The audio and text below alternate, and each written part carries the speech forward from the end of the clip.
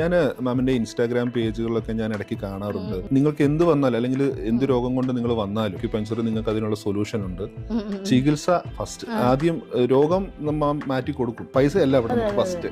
നിങ്ങൾ എന്ത് വന്നാലും നിങ്ങൾ ആദ്യം ചികിത്സിക്കുക, ട്രീറ്റ്മെന്റ് ചെയ്യുക. അതാണ് ആ ഒരു കൈൻഡ്നെസ് അതെപ്പോഴും കാണാറുണ്ട്. എങ്ങനെയാണ് അതെങ്ങനെയാണ് വന്നത്? നമ്മുടെ ഞാൻ ചോദിക്കാൻ കാരണം ഇത് പൂട്ടിക്കാനാണോ എന്നാണ്. ഇനി എല്ലാവരും പൈസ ഇല്ലാണ്ട് വന്നിട്ട് എല്ലാവരും വന്നോളൂ മക്കളെ ഇവിടെ ഫ്രീ ആന്ന്.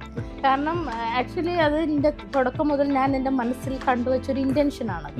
അപ്പോൾ നമ്മുടെ ഇതിന് നിയത്തെന്നൊക്കെയാണ് പറയാം. കാരണം അത് ഒത്തിരി ആൾക്കാർ പൈസ ഇല്ലാണ്ട് ചികിത്സ മുടങ്ങുന്ന ആൾക്കാരുണ്ട്. പല ക്രോണിക് ആയിട്ടുള്ള ഡിസീസസിനെ നമുക്ക് പലപ്പോഴും കാണാറില്ല, പൈസ പിരിപ്പിക്കുക, അക്കൗണ്ടിൽ പൈസ ഇടിപ്പിക്കുക, അങ്ങനെയൊക്കെയുള്ള കാര്യങ്ങൾ. പക്ഷെ അത് ഇപ്പോൾ ചില സർജറി ചെയ്യേണ്ട ഒരു അവസ്ഥയാണെങ്കിൽ സ്വാഭാവികമായിട്ടും സർജറി ചെയ്യേണ്ടതായിട്ടുണ്ട്. നമ്മൾ അതിനെ ഒന്നും എഗെയിൻസ്റ്റ് ചെയ്യുന്നില്ല, അത് ചെയ്യാൻ പാടില്ല, ഇത് ചെയ്യാൻ പാടില്ല.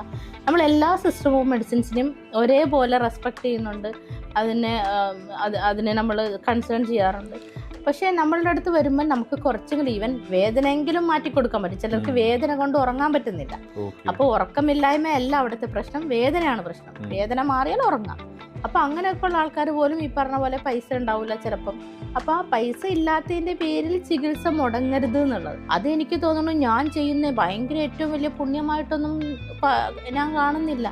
കാരണം താങ്കളത് പറഞ്ഞപ്പോഴാണ് ഞാൻ പോലും റിയലൈസ് ചെയ്യണത് ഇത് വലിയ പുണ്യമാണോ എന്ന്. കാരണം this is A humanitarian consideration. അത് നമ്മൾ ഓരോ മനുഷ്യന്മാർക്കും ഉണ്ടാകുന്ന മനുഷ്യനായാൽ പോരല്ലോ, ഒരു മനുഷ്യത്വം വേണമല്ലോ. അപ്പോൾ ഒരു ഹ്യൂമാനിറ്റി അഥവാ മനുഷ്യത്വമുള്ള ഏതൊരാളും ചിന്തിക്കേണ്ട കാര്യമാണ്. ഇപ്പം എല്ലാ മനുഷ്യന്മാരും ഡോക്ടർ ആവണമെന്നില്ല.